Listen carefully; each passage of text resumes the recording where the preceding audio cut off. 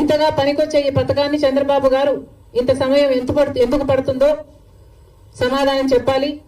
ఇవే కాకుండా చంద్రబాబు గారి సూపర్ 6 లో మిగతా పథకాలకు కూడా చంద్రబాబు గారు వెంటనే అమలు చేయాలని డిమాండ్ చేస్తున్నాం. ఈరోజు కొత్తగా నిన్న చంద్రబాబు గారు ఇచ్చిన జియో ప్రకారము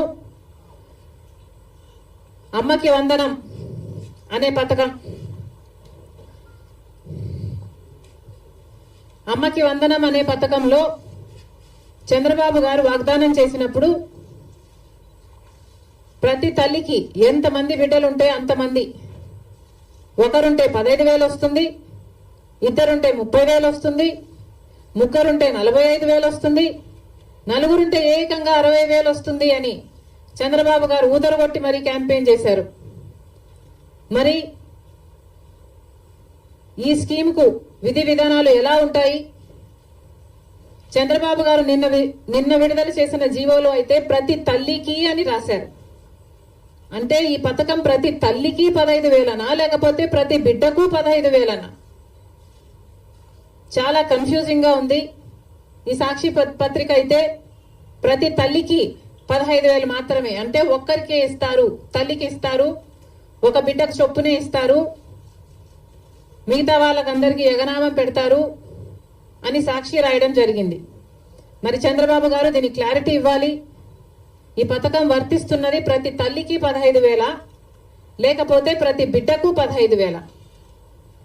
చంద్రబాబు గారు వాగ్దానం చేసినట్టు ప్రతి బిడ్డకు 15,000 ఇవ్వాలని, ఆ లెక్కన నలుగురు బిడ్డలుంటే 60,000 ఇవ్వాలని మేము డిమాండ్ చేస్తున్నాం. ఇంకో మారు సాక్షిని నడుపుతున్న జగన్మోహన్ రెడ్డి గారు కూడా సమాధానం చెప్పాలి. ఇలాగే జగన్మోహన్ రెడ్డి గారు కూడా అమ్మఒడి అనే పథకం, ఆయన ముఖ్యమంత్రి కాకముందు అమ్మఒడి పథకం కింద మేము ప్రతి బిడ్డకు 15,000 ఇస్తాము అని ఆ రోజు వాగ్దానం చేశారు. తర్వాత ముఖ్యమంత్రి అయ్యారు జగన్మోహన్ రెడ్డి గారు, ప్రతి బిడ్డకు 15,000 ఇవ్వలేదు, ఒక్క బిడ్డకు మాత్రమే. అంటే ప్రతి తల్లికి 15,000 అన్నట్టుగానే జగన్మోహన్ రెడ్డి గారు కూడా వ్యవహరించారు. మరి జగన్మోహన్ రెడ్డి గారికి ఆ వాగ్దానం గుర్తులేదేమో ఈరోజు చంద్రబాబు గారు గురించి రాస్తున్నారు. జగన్మోహన్ రెడ్డి గారు కూడా ఇదే వాగ్దానాన్ని ఇచ్చి మాట తప్పడం జరిగింది. తల్లికి 15,000 అని అనకుండా ఆ రోజు బిడ్డకు ఎంతమంది బిడ్డలుంటే అంతమంది బిడ్డలకు 15,000 ఇస్తాము అని తాను చెప్పడమే కాదు, జగన్మోహన్ రెడ్డి గారి తరఫున క్యాంపెయిన్ చేసిన నేను కూడా, నాతో కూడా అదే వాగ్దానమే చెప్పించారు. ఆ రోజుల్లో నేను కూడా జగన్మోహన్ రెడ్డి గారు ఈ పథకాన్ని అమలు చేస్తారు అని నమ్మి బాయ్ బాయ్ బాబు క్యాంపెయిన్ లో నేను కూడా ప్రచారం చేయడం జరిగింది. కానీ జగన్మోహన్ రెడ్డి గారు ముఖ్యమంత్రి అయిన తర్వాత అమ్మఒడి పథకం కింద కేవలం ఒక బిడ్డకు మాత్రమే ఇవ్వడం జరిగింది. జగన్మోహన్ రెడ్డి గారు ఒక బిడ్డకే ఇచ్చారు, ఇప్పుడు చంద్రబాబు గారు కూడా ఒక బిడ్డకే ఇస్తారు అని అర్థం వచ్చేటట్టుగా నిన్న జీవోలో ప్రతి తల్లికి 15,000 అని రాయటం జరిగింది. కాబట్టి చంద్రబాబు గారు దీని మీద క్లారిటీ ఇవ్వాల్సిన అవసరం ఉంది అని కాంగ్రెస్ పార్టీ డిమాండ్ చేయడమే కాకుండా ప్రతి బిడ్డకు మీరు వాగ్దానం చేసినట్టు సూపర్ 6 లో ఉన్న ప్రతి వాగ్దానము నిలబెట్టుకోవాలని కాంగ్రెస్ పార్టీ చంద్రబాబు గారిని, కూటమిని డిమాండ్ చేస్తున్నాం. ఇక ఇటీవల క్రియేట్ చేస్తున్న confusion Visakhapatnam steels, Vizag steel కు సంబంధించి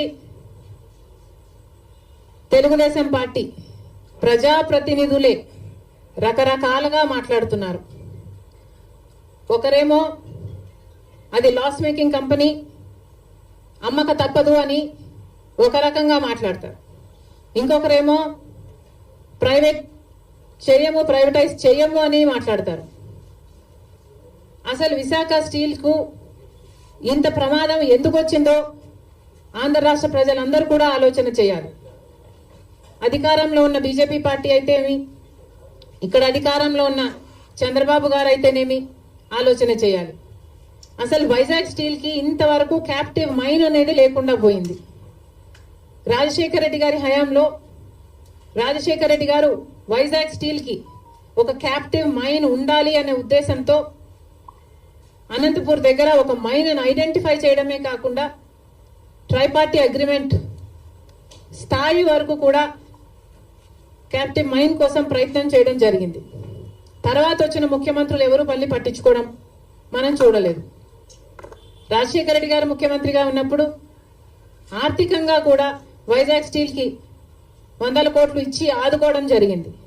మరి ఆ తర్వాత ఏ ముఖ్యమంత్రులు వైజాగ్ స్టీల్ గురించి పట్టించుకోవడం చూడలేదు. ఎందుకు అని అడుగుతున్నాం.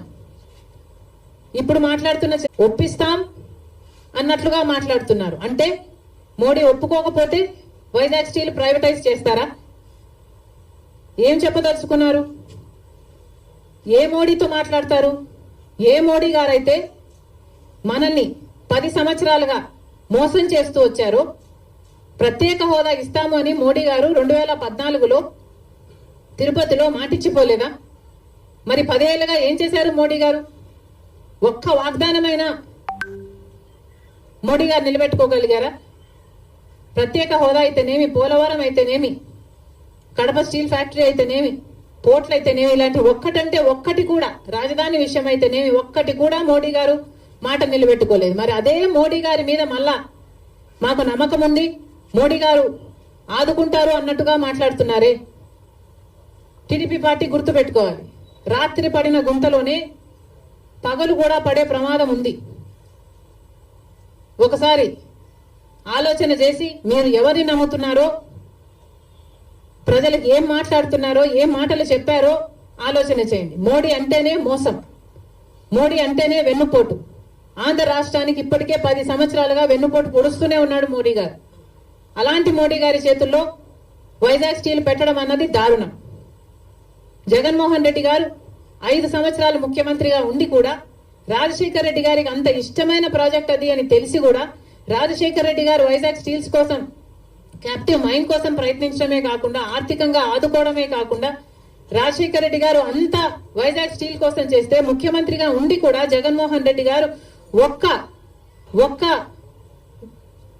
ఫింగర్ కూడా ఎత్తలేదు వైజాగ్ స్టీల్ ని కాపాడడం కోసం. ఎందుకు అని అడుగుతున్నాం.